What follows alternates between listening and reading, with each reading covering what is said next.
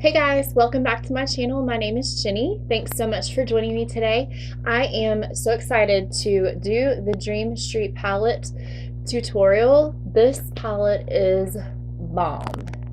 It's fire. It is amazing. Kathleen, if you actually watch this video, you did an amazing job, girl. These colors are so blendable. They're so beautiful. I used a lot of the matte shades in this palette, but I mean, this color right here, Mermaid Boy, I've never seen anything like it. These Colourpop shadows are such a great value. They blend beautifully. I'm still kind of like learning this palette because I've only played with it. This is the second time that I've actually swatched it and used it. But guys, if you have not purchased this palette, you have to go buy this palette. The colors in here are gorgeous. They have the pops of the kind of orangey pink in there, the teal blues, kind of a greeny color. It's just something that will get your creative juices flowing. If you're used to doing looks like I do, where they're all neutral, you know, the Anastasia palette had pinks, and then I went to the Tarte Toasted palette, and it has a little bit of oranges. But guys, get some color. Colourpop has these Super Shock shadows as well. I used this one. It's the coconut color. You get inspired whenever you have these colors that pop and give you something to put on your lid, something to kind of, again, get your creative juices flowing. If you're not used to color, get this palette. It's super inexpensive. It took about a week to get it in, so I didn't have to wait very long to get it. So anyway, guys, get this palette. It's awesome. I hope you enjoy this tutorial. Please click the subscribe button if you have not already, and I will see you in my next video. Okay, we're going to start off with Stardust, and with a medium blending brush from Morphe, the M441, we are going to start running that through the crease. This will be in the upper crease and the crease area. Just blow that color out and make sure it's nice and smoked out. And then we are going to take the next shade beside the Stardust called Twinkie, and it is going in the lower area of the crease, still blending. Blend it really well. And then we're going to take Water Bearer. It's a beautiful kind of a rusty brown color. We're going to continue to deepen that crease color just so that it's nice and smoked out. So just blend, blend, blend. And I did take a smaller brush for this one, an M514 from Morphe. These Morphe brushes, y'all, are so good. They're so inexpensive. I think that they're $4 or $5 a piece. The bigger brushes are a little bit more, but for these looks, you need these smaller blending brushes, and they are super, super affordable. So just taking that Twinkie color, and we are blending, blending, blending, making sure everything is super blended. Then with that chocolate color in the palette, it's the Moony color. We're taking that smaller blending brush again and just making that crease area even darker, getting it ready for the cut crease, just so that it has a little bit more depth and dimension for the cut crease. And just blending away, blending, blending, blending.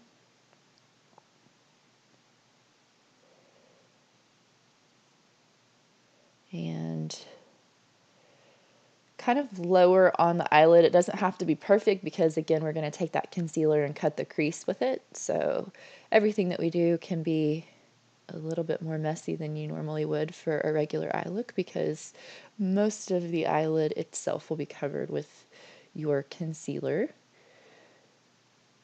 And just making sure that all of that is super blended with the larger blending brush. No extra product on there, just blending out those harsh lines. Now I'm taking a flat shader brush and some Tarte Shape Tape, and I am doing the look down and transfer up method. I have super hooded lids, so yes, that is a ton of lid space to cover back up after all of that work. But if I don't do that and I just do a little bit of my lid space, then my hooded lids still cover things up, and then the shimmery shades that I put on my lid will transfer higher even though it's not on the concealer. So that is why I had a ton of concealer space there. And you're just going to make sure that it's all nice and smooth and blended and no harsh edges. that are uneven. We want to make sure all of those edges are smooth. So that's what I'm working on here, just making sure that all of those edges are nice and smooth. Take your time on this because it does get frustrating. Sometimes you feel like it's never going to actually be sharp and smooth and nice, but just take your time and it does eventually get smooth. Then I am taking the Coconut Super Shock Shadow, gosh, that's a mouthful, on my finger, and I am just using this as a shadow base. Those Super Shock Shadows are like kind of a moussey, wet texture. They're not necessarily wet, but they're more of a cream product than an actual dry shimmer shadow. So I did take a small pencil brush just to get the edges, and we're going to pack that color on the lid as your base for those other colors that we add on top. And it was a little bit difficult to blend with this brush, so I think here in a minute I'm changing over to the flat shader brush that we used to do the actual cut crease. And this color by itself is beautiful. I'm going to do some more looks with it, but for the purpose of this video, this one's just used as a base. And this is where I change brushes. This brush is so much easier for those edges and the small detail work that you need to do. So again, I'm just making sure that that color is all the way to the edge. And keep blending until you're happy with it.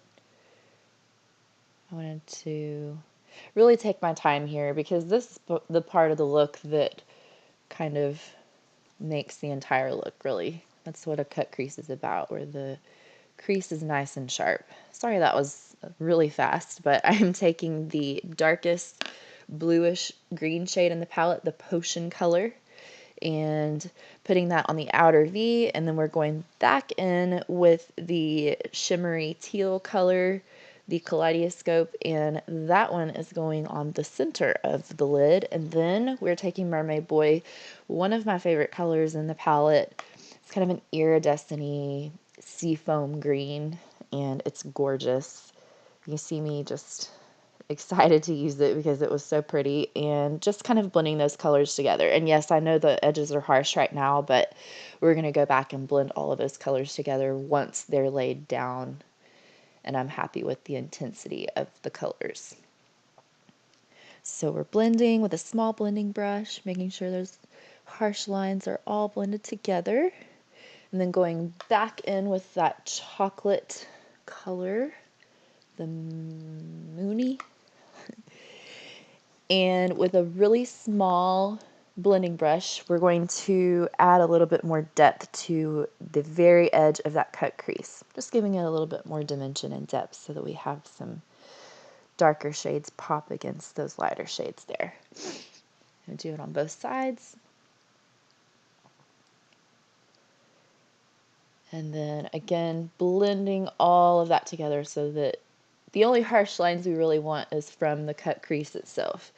And then taking the shimmery light shade in the palette, Elfish, we're going to highlight that brow bone. Make the brow bone pop. That is a beautiful, it's kind of a shimmery, it's not really shimmery, it's more of a, how do you say these colors? It's just a sheen. Then with some Lancome and Wet n Wild foundation mixed together, I will leave the colors down below. I'm going to use my beauty sponge and stamp that into the skin.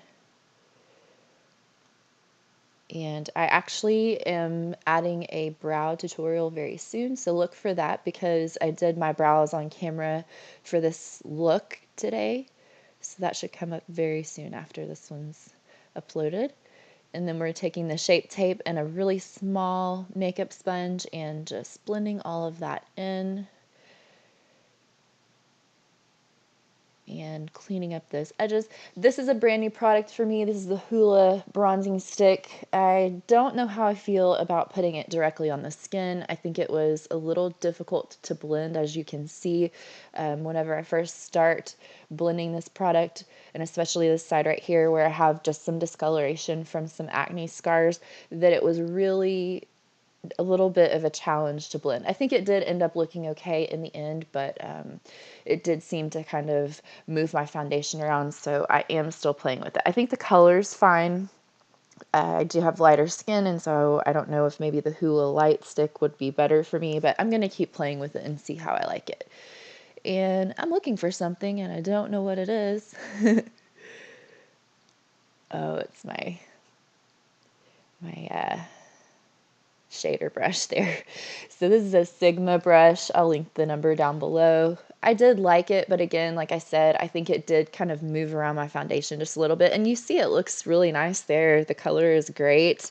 I just am not sure about what it looked like in person, so I still need to play around with it and get some honest opinions from people about what they think it looks like on the skin itself. So then I am going down the sides of my nose very lightly just to straighten my nose. And continue to blend that out. And then with another smaller fluffy brush, this is an eyeshadow brush, but I used it for this, just to make sure that those edges are nice and blended. You don't want to blend them all the way to where you can't see it, but you want to make sure you don't have a line. And then we are going to bake underneath the contour with some Airspun by Coty and let that sit for a little while. Bake the nose.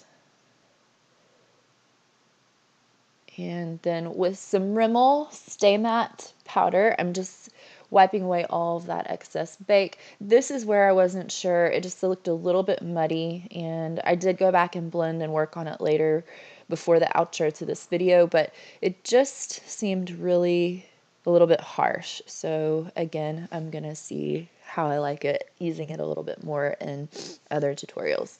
Now with a small fluffy brush, just gonna set underneath the eyes. And that is also the Rimmel Stay Matte powder. I really like the Rimmel Stay Matte powder. It's great. The Coty Airspun powder is good too.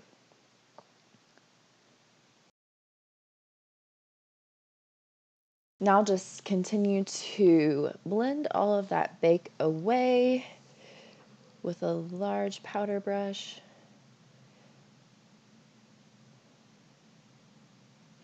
And then with the Stardust and Twinkie colors, we are going to do the bottom lash line.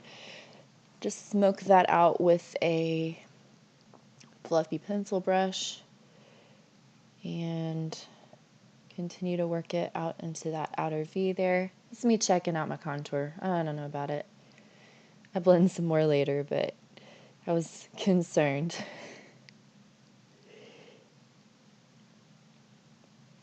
And keep blending. Take some more of the Twinkie color and blend underneath there. Then with that chocolate color and a flat definer brush, the Mooney, we're going to further define that lower lash line, just right up against the lower lashes, stamping that color and defining that lower lash there. Same thing on the other side.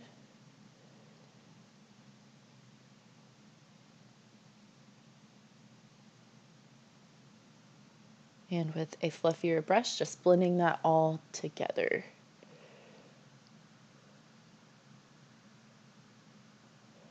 And with Milani Louminoso, this is one of the most beautiful and affordable blushes on the market. Everyone has used this color. If you haven't, you need to get it. It is another great buy. It looks good with all of your makeup looks. Now we're going to set our face with the De-Slick Spray by Urban Decay. And let that dry just a little bit. And then with the Maybelline Masterchrome in Molten Rose Gold, this is an absolutely gorgeous dupe for some of the higher end brands. This one is kind of a pinky undertone, but still beautiful. It looks really similar to Soft and Gentle, just not as golden. And I did, I believe, go back and put a little bit of Soft and Gentle over it, maybe. But this by itself looks beautiful as well. And I absolutely love it. And just in that C shape, we're going to Shine up that face, girl. That is the most favorite part of the look every single time I do my makeup. Then the bridge of the nose there, just a little bit. Tip of the nose. Get your Tin Man on, girl. And then the Cupid's bow. And then with a wet sponge, we're just going to melt all of that into the skin, make sure it's nice and blended. And then with my favorite Liar Lip Pencil from Urban Decay, you already know I am lining my lips with that. And then with the Kathleen Lights Moonchild Lip Gloss, I am putting that over top of the lip liner. And this color is beautiful. The consistency of the lip gloss is very non-sticky, and I love that about it. And that's basically the look, guys. Then some Ardell Wispies to end the look. Okay guys, this concludes the Kathleen Lights Dream Street palette look. I hope you enjoyed it. Please subscribe if you haven't already, and again, let me know what you want to see in the next video. Thank you so much for watching.